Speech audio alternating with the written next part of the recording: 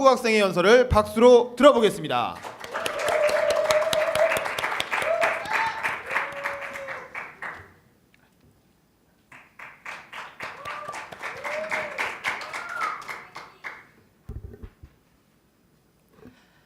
안녕하세요. 저는 여러분들이 평소에 보시는 TV, 핸드폰, 그리고 신문 등 다양한 매체 속 뉴스들의 숨겨진 이야기를 해드릴 부서구입니다. 3년 전 어느 날이었습니다. 이상하리만큼 바빴던 하루였죠. 학교를 끝내고 학원을 마치고 집에 왔는데 온 가족이 TV 앞에 앉아 있었습니다. 그것도 뉴스를 보면서 말이죠. 요즘 뉴스 많이들 보시죠? 네, 저도 요즘 많이 봅니다. 웬만한 드라마보다 훨씬 재밌는 게 요즘 뉴스더라고요. 그럼 여러분들 3년 전에도 뉴스 많이 보셨나요? 적어도 전 잘 안 봤던 것 같습니다. 왜냐하면 저와 상관없는 이야기들로 느껴졌으니까요. 온 가족이 보고 있는 뉴스를 궁금해서 쳐다봤습니다. 뉴스는 어느 바다를 계속 비추고 있더군요. 푸른색 뱃머리, 하나 남은 바다. 2014년 4월 16일 수요일, 보이지 않던 그 배의 이름은 세월호였습니다. 사고가 났고 사람이 다쳤고 사람이 죽었다. 이런 이야기는 우리가 뉴스에서 흔히 듣던 이야기 같죠. 3년 전 제 또래의 학생들이 다쳤고 죽었습니다. 그리고 TV와 신문은 점점 이상해져만 갔습니다. 전원구조에 성공했다고 했습니다. 세월호의 침몰 원인이 채 밝혀지기도 전에 세월호를 소유한 회사인 청해진해운이 계속 뉴스에 나왔고, 드라마틱하게만 그려지는 유병원 회장의 이야기를 들으며 기자님들과 그리고 언론사 사장님들께 물어보고 싶었습니다.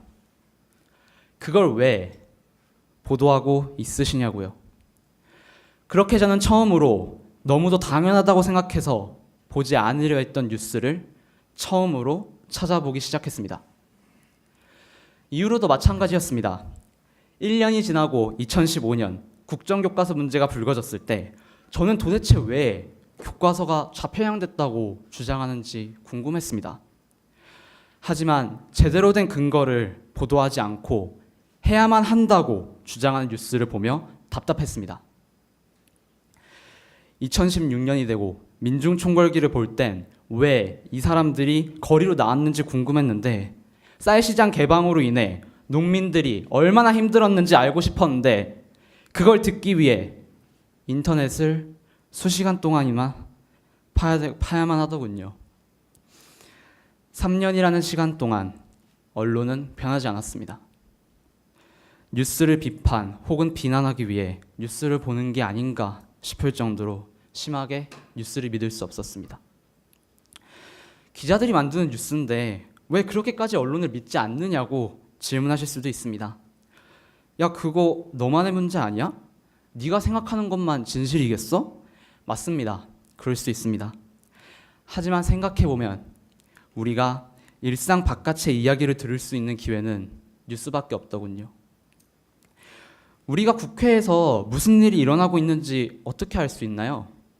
기자님들이 국회를 보고 기사를 언론사에 보내고 그렇게 만든 뉴스를 사람들에게 틀어줍니다. 그분들의 직업이죠. 전문가니까. 기자님들이 아니면 누가 우리에게 소식을 전해주죠? 여기 저희 연설대전 대표이신 윤범기 기자님도 계시는데요. 그러면 윤범기 기자님께 질문 하나 드리도록 하겠습니다. 어떻게 침몰했는지도 모르는 세월호가 중요했나요? 아니면 그 배의 주인의 도주 경로가 중요했나요? 참고로 저는 대표는 아니고요. 대표는 정상근 대표님이시고 세월호의 침몰 원인이 더 중요했다고 생각합니다. 네, 묻겠습니다. 여러분은 어떤 기사를 일면에 원했나요? 원한 기사는 나오셨나요? 3년이 지나고서야 청문회를 열면서까지 왜 우린 세월호를 해결하고 있지 못할까요? 누가 우리 주위 사람들을 울게 만든 걸까요? 이런 제가 원하는 내용만 해도 안 틀어주고 안 써주는데 정작 사건의 당사자들 그리고 세상의 수많은 사람들의 질문에 뉴스는 제대로 답변을 주었나요? 언론은 저희에게 그동안 수많은 것들을 보도해왔습니다. 하지만 안타깝게도 세월호 사건 후 3년은 제게 있어 사실이 아닌 진실은 존재할 수 없지만 진실이 아닌 사실 또한 존재한다는 것을 뼈저리게 알려준 시간이었습니다. 쏟아져 나오는 기사 속에서 저는 진실을 찾는데 너무도 힘이 붙입니다. 세상을 보는 창 그 자체인 언론은 세월호에 타지 않았던 우리가 더 나은 사회를 위해 노력해야 할 이유를 줄 수 있다고 생각합니다. 그래서 저는 이러한 정보를 사람들에게 전달하는 진짜 기자가 되고 싶습니다. 진짜 기자가 돼서 사람들에게 물어볼 겁니다. 여러분은 어떤 진실을 원하시는지, 그리고 기자로서의 저는 잘하고 있는지를요. 더 이상 기존의 틀에 갇힌 정보들만이 아닌, 그리고 특정 권력자를 위한 정보가 아닌 그대로의 정보와 해석을 전달해줬으면 합니다. 진실을 검열하지 말아주세요. 사람들이 무엇을 듣고 싶어 하는지 고민해주세요. 넘치는 정보의 바닷속에서 사건의 가장 정확한 해석을 제공해야 하는 것이 이 시대 언론의 의무이고, 이러한 의무는 더 이상 편중된 시각과 편견 아래에서 행해질 수는 없을 것입니다.